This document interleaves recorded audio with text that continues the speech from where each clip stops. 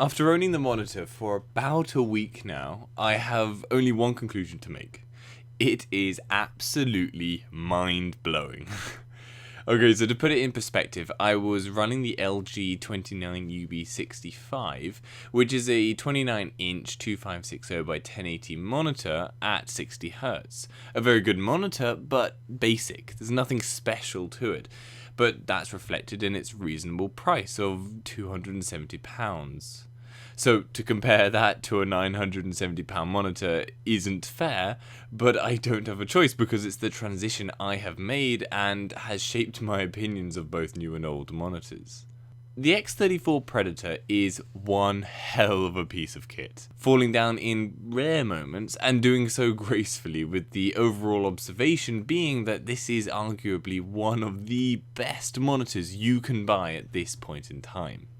A brief overview of the Predator's specs return some good but not spectacular results.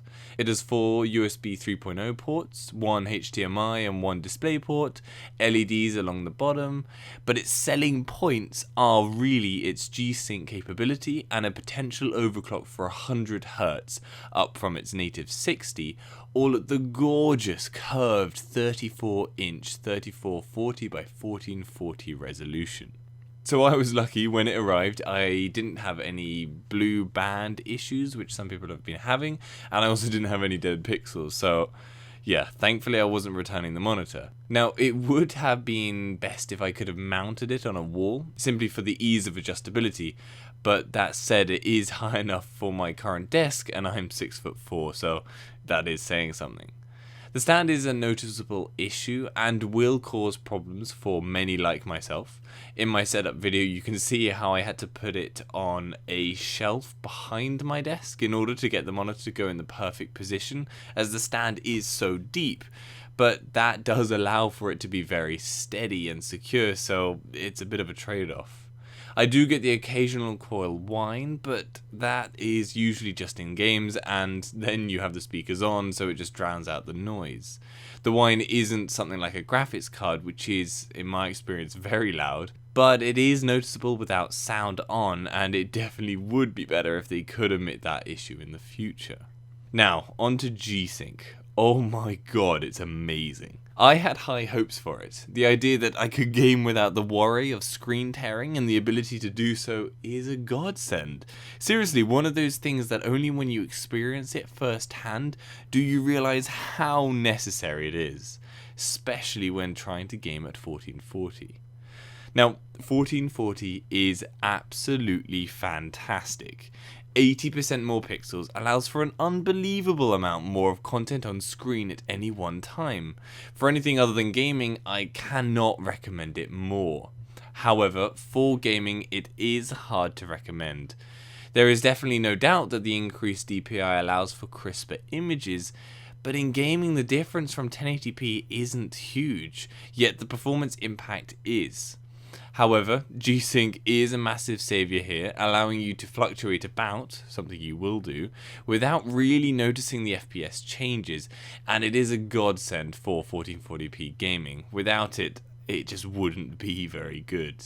Now, talking of heavy loads, this monitor has the potential to hit 100Hz when overclocked.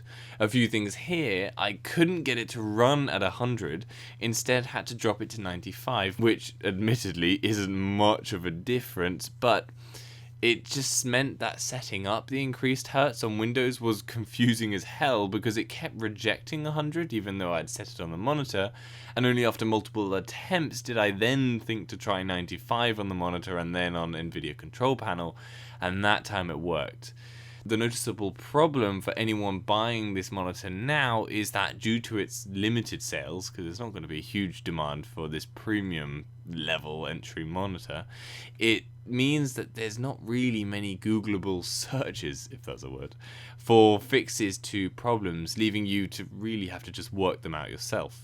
Now, the curve to the monitor is amazing. It gives this 3D depth to your image, and you can feel whatever you're looking at is just wrapping around your vision. I really do love it.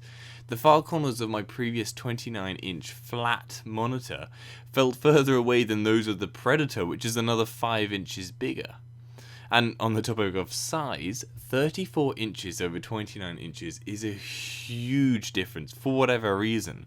I thought 40 inches might be perfect, but seriously, 34 is pretty much perfect. It fills my vision seemingly fully, and really I would have to try a 14-inch screen before I could claim that I wanted a bigger size for my desk. Obviously, bigger for something like a TV screen is necessary, so still bring on those huge 21:9 screens, but for my personal use, 34 inches really does seem fantastic and the best point. Now, sadly, due to LG patenting the perfect joystick control for navigating its screen menus, it means everyone else is left with the terrible old-school multiple buttons thing in a row, and it's just horrific.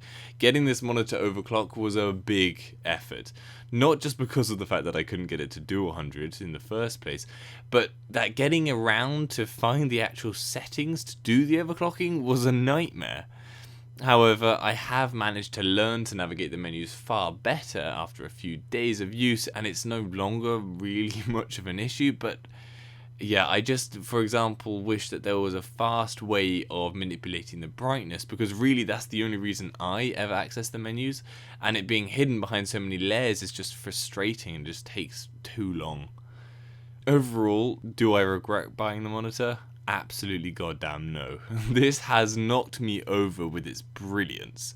After ordering it, I did start to doubt if I would notice much of a difference. I questioned myself had I made sensible use of my money, but thank God I was wrong. This has exceeded all of my expectations and really rejuvenated my interest in the quality of the image on screen. As on my 1080p monitor, I had started to lapse into the mindset of how 1080p has just become such a standard, it fails to ever blow me away like it did 5 years ago. And as a PC enthusiast, I really yearned for a better experience. This easily has that. Okay, so I hope that gives you some information on the monitor and what my thoughts are about it. If you're looking to get it in the future or already have it, leave a comment down below. What are your thoughts on it? What is your experience with it? I'd love to know. And make sure you subscribe for any other 21:9 information. Have a good day.